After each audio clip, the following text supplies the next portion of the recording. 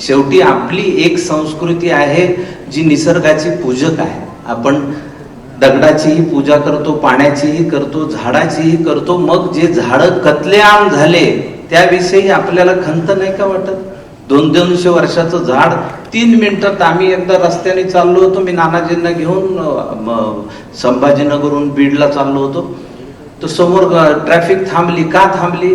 तर एक साधारण 150 वर्षापूर्वीचं झाड कापत होते. तर आम्ही गाडीतनं उतरून बघितलं, ते इलेक्ट्रिक मशीन होतं. 150 वर्ष ज्या झाडाला वाढायला लागली ते 3 मिनिटात बर्र असा त्याचा बुंदा, ते खडांग झाड पडलं. नुसतं झाड पडत नाही, त्या झाडाबरोबर त्याची संस्कृती सुद्धा पडते. त्यावर जे पक्षी राहत असतील त्यांची घरटी उद्ध्वस्त होतात. त्याखाली जे पांथस्थ सावलीसाठी थांबत असतील त्यांची संस्कृती उद्ध्वस्त होते.